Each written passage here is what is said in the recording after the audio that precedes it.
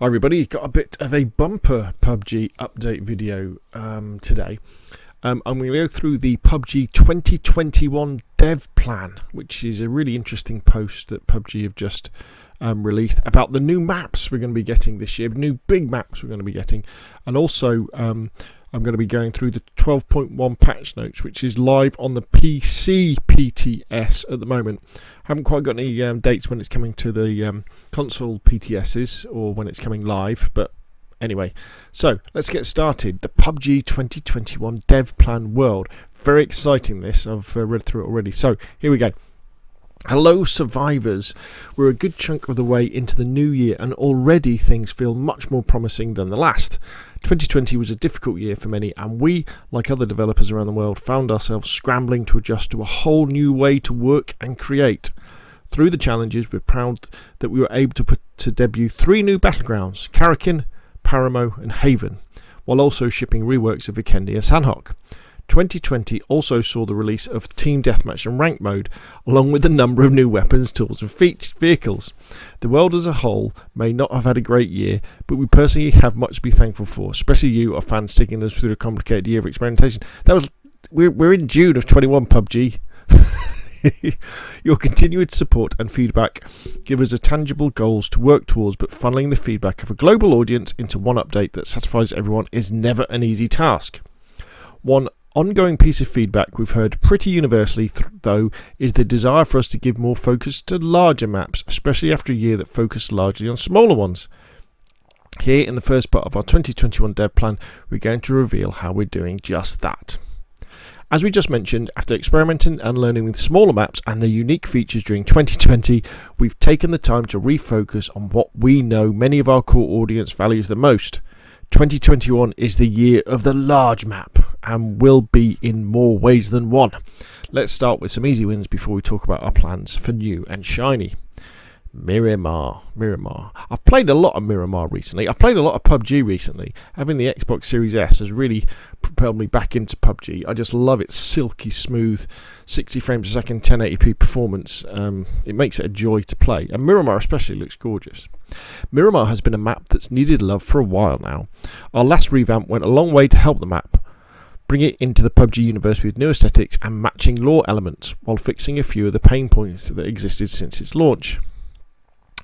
With update 12.1, we'll be introducing a much larger remastering of Miramar, taking into account many of the new technologies we've employed in our newer maps, including lighting, performance, graphical fidelity, topography, and of course special features. Yeah.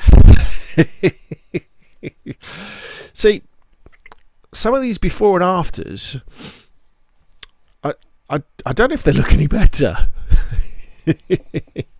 Anyway, we've got to get into the map and see, haven't we? It's a bit like, with Sanhok. I always thought that Sanhok now doesn't look half as good as it used to. But anyway, here we go. Expect to see big overhauls to terrain and building textures and layouts.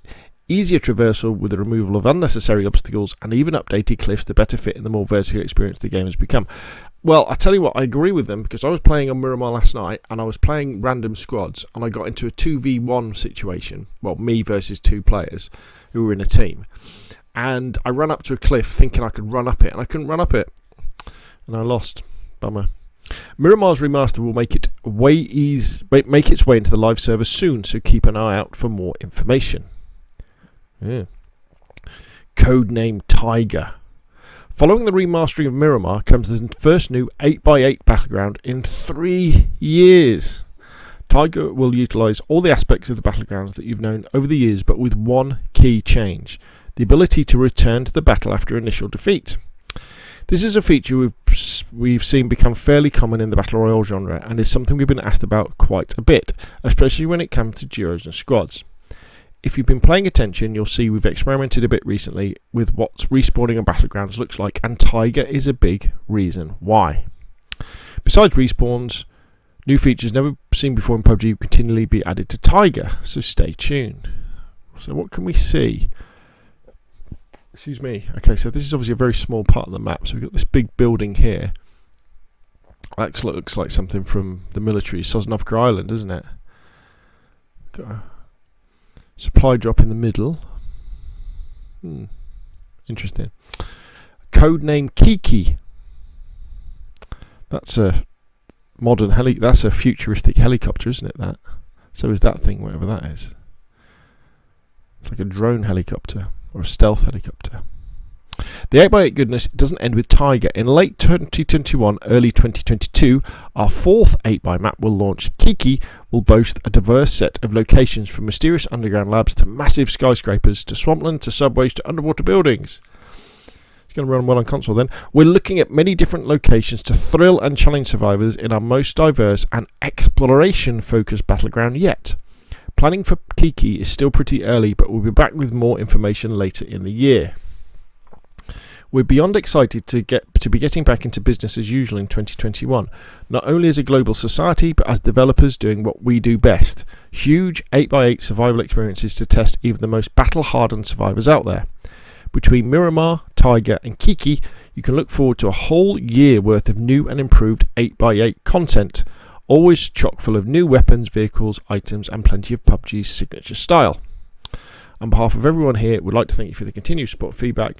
We'll be back soon with part 2 of our 2021 dev plan, which will go over core gameplay and service. Thanks once again, and we'll see you on the battlegrounds. Okay, so cool. We want big maps, don't we? We like big maps, so yeah, that's good. So let's look at 12.1 patch notes. So the 12.1 update is live on PC test servers now, but isn't on consoles yet. So Season 12 has landed on the battlegrounds, drop in and explore our biggest Miramar update since launch, with significant visual and design improvements, a new uniquely Miramar vehicle and an armor-destroying sniper rifle. What's not to love? I won't play the video. I'll put links to these blog posts in the description below the video so you can watch them yourself, but it's a good video. It's definitely worth watching.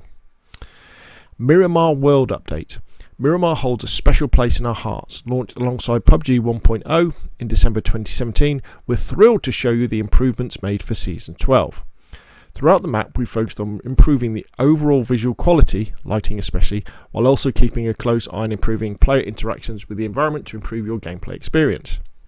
Expect an overall smoother experience with reduced object clutter, less troublesome coastlines, adjusted cover across the map, and more. While points of interest will still feel very familiar, we've introduced key changes to improve core gameplay and keep things feeling fresh. Keep an eye out and let us know what you think. I'm interested. I want to get in and I want to try it. And as I say, I've been really enjoying playing PUBG recently. But sometimes I do feel that these map changes, they're taking the edges off the maps. You know, they're making them more friendly. They're taking away some of the character of them. So, for example, with the Sanhok update, they made the rivers easy to get across, so you didn't have the pinch points at the bridges anymore. And with Vikendi, they just stripped out loads of that map. If you think about the way the ice used to finish, and then you used to have the big river, now it's basically all iced over all the way through the kind of the north to south of Vikendi, so you've got no problem getting across that big river. And they got rid of loads of the buildings, didn't they? If you think about Erengel, they're continually trying to lessen the chances of bridge blocks. So you had things like the new ferries, so you could now take the ferries from the mainland to the military island, or vice versa. So you didn't have to have bridge blocks. They've taken it one stage further now. With on the bridges, you now have gantryways to the side of the bridge that you can go down, so you can avoid the bridge block. So they're taking away some of these things, but positivity. We'll try it out and we'll see what it's like. Terrain updates. We have improved the visual fidelity of textures and materials across the map. Additional cliffs have been added for steep slopes, which clearly indicate areas that cannot be climbed easily. Oh, I suppose. Yeah, the beauty of that is that you don't get fooled into trying to climb up it.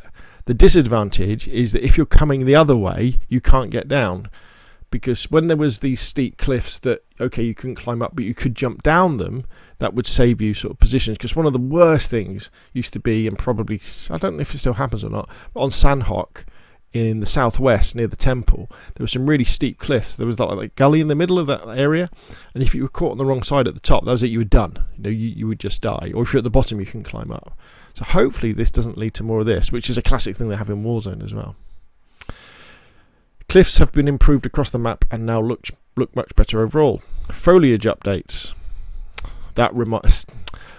I've got the video somewhere. I'll have to dig it out. I think it's on my YouTube channel, the classic one where we were playing Miramar probably 2 years ago, and Ross, who was on the team, shouted out that famous call, "The enemy, he's behind the tree," and we all shouted back, "Which tree?" And he said, "The wooden one."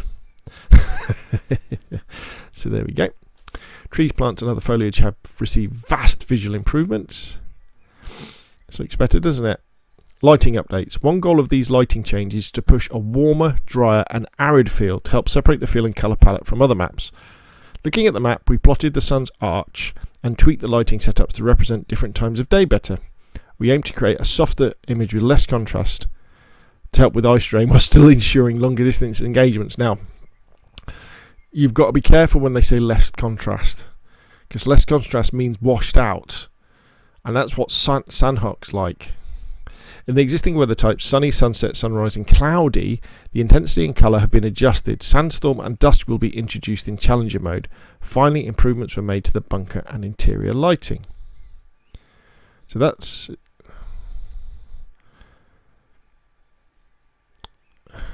yeah, I mean... you see... okay, it does look slightly better on the right. Slightly. Not loads though. Yeah, you see how on the left, the before, you've got more contrast. You've got darker here. You've got darker columns. And here you've got lighter columns. Makes it easier to see enemies. Map flow. Reduce clutter across the map to improve ease of movement, especially around the building entrances. Here we go. The new weapon, the Lynx AMR, a 50 cal sniper. The Lynx AMR is PUBG's first anti-materiel rifle, a semi-automatic crate gun.